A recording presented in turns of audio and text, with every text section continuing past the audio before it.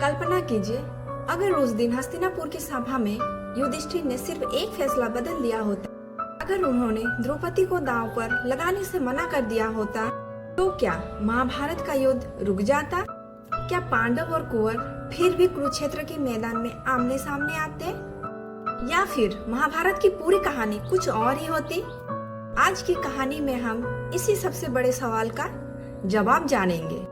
Video को शुरू करने से पहले सबसे पहले नमस्कार दोस्तों, राधे राधे, जय श्री कृष्णा। मैं रेणु मंडल स्वागत करती हूँ आप सभी का मेरे यूट्यूब चैनल पर। तो कल जो मैंने भाग 1 बनाया था, बस इसी का भाग 2 आज मैं लेकर आई हूँ, तो आप लोग प्लीज देखिए। और हाँ दोस्तों, जो अभी तक भाग 1 नहीं देखे तो जाइए और भाग 1 पहले देखिए, फिर भाग 2 समझ में आएगा। तो चलिए बिना देरी किए हम वीडियो को स्टार्ट करते हैं। तो दोस्तों प्लीज अगर वीडियो पसंद आई तो एक लाइक एक शेयर जरूर कीजिएगा, तो और वीडियो को पूरा देखिए। तो चलिए अब वीडियो को हम स्टार्ट करते हैं। हस्तिनापुर में कुंवरों ने पांडवों को जुए की सभा में बुलाया।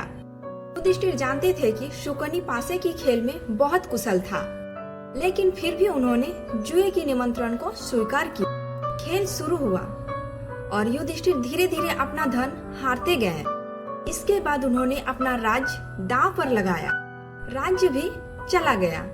फिर उन्होंने अपने भाइयों को दांव पर लगाया। एक एक करके पांडव हार गए और आखिर में युधिष्ठिर ने स्वयं को भी दांव पर लगा दिया। लेकिन कहानी यही खत्म नहीं हुई। अब सभा में द्रौपदी का नाम आया। युधिष्ठिर ने द्रौपदी को भी दांव पर लगा दिया। यहीं से वो घटना शुरू हुई जिसने पांडवों और कुंवरों के बीच दुश्मनी और गहरा कर दी। द्रौपदी को सभा में बुलाया। उन्होंने एक बहुत महत्वपूर्ण सवाल उठाया, जो व्यक्ति स्वयं को हार चुका है, क्या उसे किसी और को दांव पर लगाने का अधिकार था?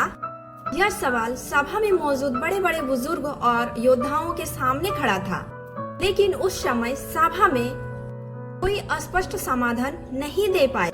अब सोचिए, अगर उसी समय युधिष्ठिर कहते मैं द्रौपदी को दांव पर नहीं लगाऊंगा, तो सबसे पहले द्रौपदी के अपमान वाली वो घटना उसी रूप में नहीं होती। पांडवों के मन में कुंवरों के प्रति क्रोध जरूर रहता, लेकिन उस घटना से पैदा हुआ अपमान और प्रतिशोध का भाव अगला रूप ले सकता था।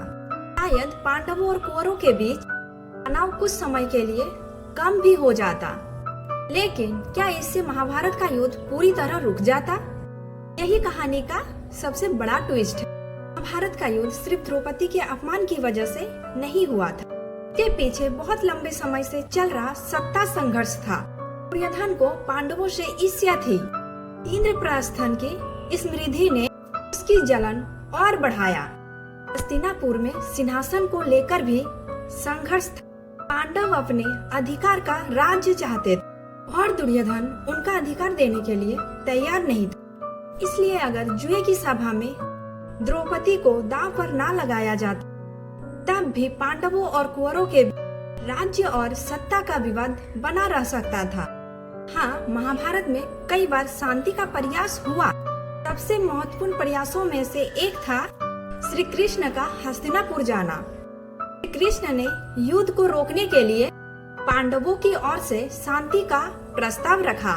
पांडवों ने पूरा राज्य नहीं मांगा, यहाँ तक कि उन्होंने बहुत कम भूमि में भी समझौते की इच्छा दिखाई। लेकिन दुर्योधन अपनी जिद पर अड़ा रहा। वो पांडवों को उनका अधिकार देने के लिए तैयार नहीं हुआ।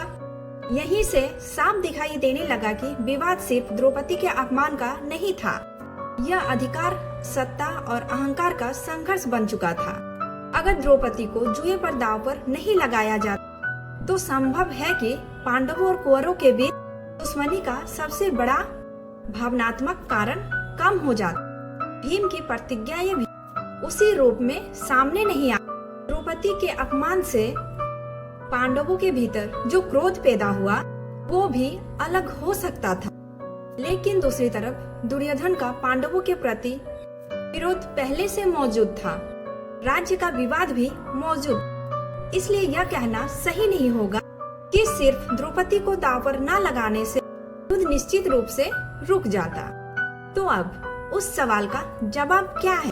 क्या युधिष्ठिर अगर द्रौपदी को दांव पर लगाने से मना कर देते, तो महाभारत का युद्ध रुक जाता? इसका निश्चित जवाब कोई नहीं दे सकता। क्योंकि यह एक काल्पनिक परिस्थिति है, लेकिन महाभारत की घटनाओं को देखें तो इतना जरूर कहा जा सकता है कि द्रौपदी का अपमान युद्ध की दिशा में एक बहुत बड़ा मोड़ था।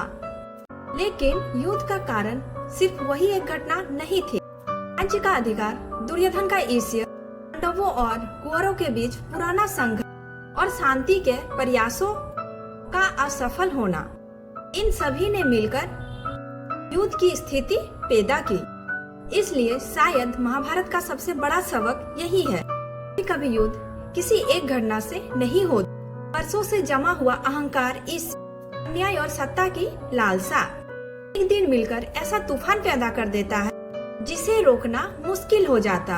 अगर युधिष्ठिर उस दिन द्रौपदी को दांव पर लगाने से मना कर देते, तो शायद महाभारत की कहानी का रास्ता बदल जाता। लेकिन क्या युद्ध पूरी तरह टल जाता?